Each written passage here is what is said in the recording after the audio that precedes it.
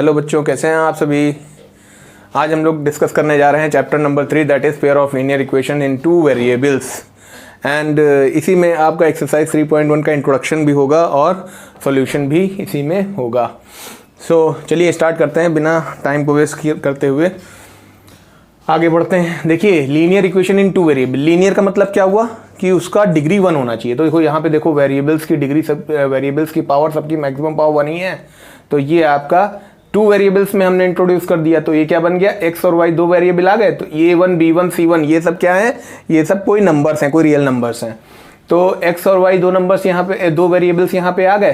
तो ये जो दो वेरिएबल आ गए हैं तो इस वजह से इसको कहा गया है लीनियर। लीनियर को कहा गया है क्योंकि डिग्री 1 है। और इन टू वेरिएबल्स क्यों कहा गया है, क्योंकि यहाँ पे दो वेरिएबल्स हैं। तो this is linear equation in two variables. यहाँ linear equations in two variables किसी ना किसी लाइन को रिप्रेजेंट करती हैं। कभी भी दो वेरिएबल्स का लीनियर इक्वेशन होगा वो एक लाइन को रिप्रेजेंट करेगा। तो यहाँ पे लाइन्स के बारे में भी थोड़ा सा हम सीख लेते हैं। उससे पहले पेयर को देख लेते हैं। जैसा चैप्टर बता रहा है पेयर ऑफ लीनियर, तो हमने एक ये ले लिया और दूसरा ये ले लिया, ये पेयर बन जाता है। कभी भी दो लाइन्स या तो इंटरसेक्ट करेंगी एक पॉइंट पे, इनको हम इंटरसेक्टिंग लाइंस बोलेंगे, या कभी किसी को एक दूसरे को टच नहीं करेंगी, काटेंगी नहीं, तो वो लाइंस पैरेलल हो जाएंगी, या एक के ऊपर एक होंगी तो वो लाइंस कोइंसिडेंट हो जाएंगी। तो लाइंस इसके अलावा और कुछ नहीं हो सकती। आप ट्राई करके देख लीजिए, इनके अलावा कुछ और वो बन सकता है, या तो इंटरसेक्टिंग होंगी, या पैरेलल होंगी, या एक के ऊपर एक होंगी, कोइंसिडेंट होंगी, एग्जैक्टली सेम होंगी। तो यहाँ पे एक और चीज़ बता देना चाहते हैं, जैसे कि आप लोग क्लास 9th और क्लास 8th में भी पढ़ चुके हैं लीनियर इक्वेशन को रिप्रेजेंट करना। जैसे x प्लस वाई प्लस 3 या plus 2 is equals minus 2 is equals to 0 लिखा है और कहा जाए इसको ग्राफिकली बनाओ, तो बहुत आसानी से बनाते थे। याद है कुछ, x को हम लिख लेते थे 2 माइनस वाई, फिर एक टेबल बनाते थे, ऐसे टेबल बनाते थे और इसमें 3 पॉइंट्स लेते थे। y की वैल्यू एक बार 0 लेंगे तो क्या आ जाएगा 2 आ जाएगा, 1 लेंगे तो क्या आ जाएगा 2 माइनस 1 1 आ जाएगा x की वैल्यू, और अगर 2 ले लेंगे तो क्या आ जाएगा 2 माइनस 2 0 आ जाएगा। तो सॉल्यूशन बन जाते थे 2, 0, 1, 1 और 0, 2। इसको हम अपने ग्राफ पे प्लॉट कर लेते थे। जैसे मान लें 2, 0 हमारा ये हो गया, 1, 1 हमारा ये हो गया और 0, 2 हमारा ये हो गया। तो इसको अगर जोड़ते थे तो ये एक स्ट्रेट लाइन ही आती थी। हमेशा लीनियर इक्वेशन की जो ग्राफ आएगा वो एक स्ट्रेट लाइन ही आएगा, और इसी का यूज़ होने वाला है अगली एक्सरसाइज में हमारे पास। तो चलिए हम शुरुआत करते हैं। यहाँ पे इस ग्राफ में एक का दिया हुआ है, मान लो दूसरी इक्वेशन भी दी हुई है, तो दूसरी इक्वेशन का हमने ग्राफ बनाया तो वो ऐसे आ गया। तो देखो इंटरसेक्टिंग लाइन्स दिख गई, तो या तो पैरेलल दिख सकती हैं, ऐसे दिख सकती हैं, या इन्हीं के ऊपर दिख सकती हैं। तो दो इक्वेशंस होंगी, दोनों के ग्राफ हमें एक ही सिंगल उसमें बनाने, सिंगल प्लेन में ही बनाने पड़ेंगे। चलिए अब हम लोग सीधे सीधे सोल्यूशन पार्ट पे आते हैं, फिर देखते हैं क्या होता है। So in this over here we have been given the situation and we have to represent this situation algebraically and graphically. So question number 1, Aftab tells his daughter, दोनों की पहले हम एज मान लें। आफ्ताब की एज x मान लेते हैं, डॉटर की एज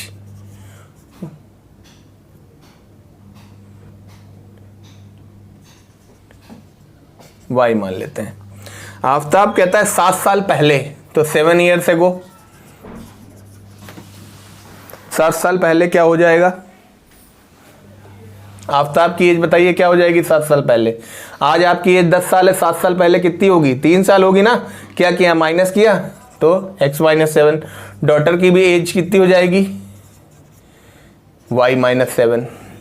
अब कंडीशन क्या दिया है, आफ्ताब कह रहा है मैं, मतलब आफ्ताब की age 7 times as old as his daughter, 7 times हो जाएगी डॉटर की एज की। तो ये 7y माइनस 49, तो x minus 7y is equals to minus 49 plus 7, तो x minus 7y is equals to minus 42। ये आपकी पहली इक्वेशन तैयार हो गई।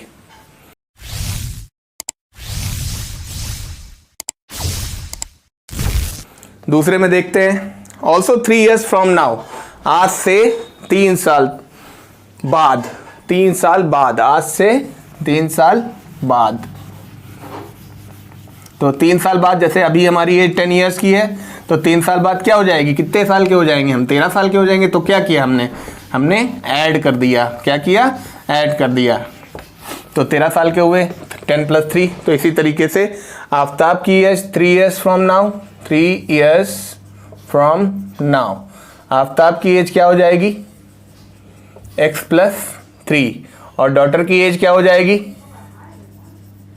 y + 3।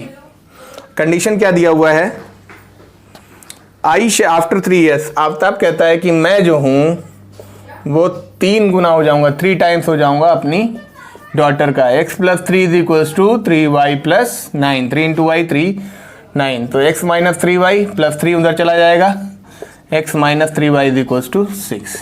तो ये दो आ गए आपके इक्वेशंस, इनका आप ग्राफ बना के देखिएगा क्या ग्राफ निकल के आते हैं। ये अलजेब्राइकली आपके रिप्रेजेंट हो गए। Question number 2, take the screenshot. आपको इसका ग्राफ बना के देखना है कि क्या बन के आ रहा है, इंटरसेक्टिंग लाइंस बन के आ रही हैं कि कोइंसिडेंट हो रहा है कि पैरेलल लाइंस आ रही हैं। इस चीज को आपको ग्राफ बना के ही पता करना पड़ेगा।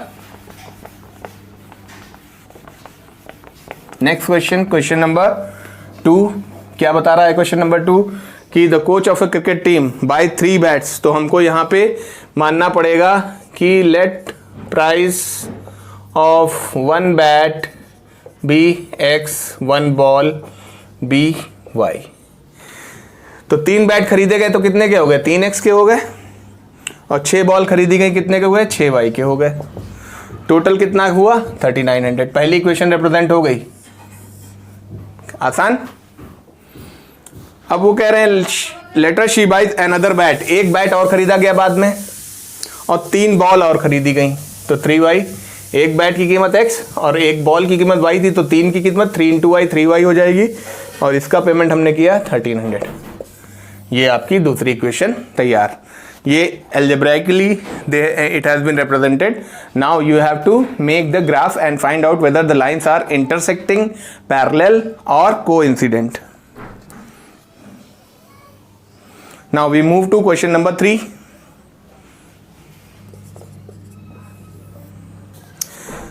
Apple and grapes. Let the price of 1 kg apple be x and 1 kg grapes be y। अब देखते हैं 2 kg एप्पल खरीदे गए, इसका मतलब 2x हो गया, और 1 kg ग्रेप मतलब 1y खाली y, और टोटल कितना दिया गया हमको, 160 रुपये दिए गए। ये आपका पहला इक्वेशन बन गया है। कॉस्ट ऑफ 4 kg एप्पल मतलब 4x, और 2 kg एप्पल मतलब 2y, और पैसे दिए 300। ये भी आपका अलजेब्राइकली रिप्रेजेंट हो गया।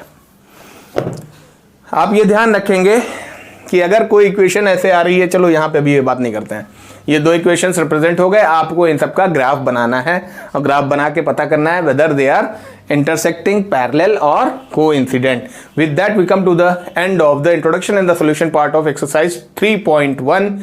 So please do like, share and subscribe my channel and press the bell icon to get the notification regarding the newly uploaded videos. Together we'll rule the maths as well as the world. Thank you. Bye bye.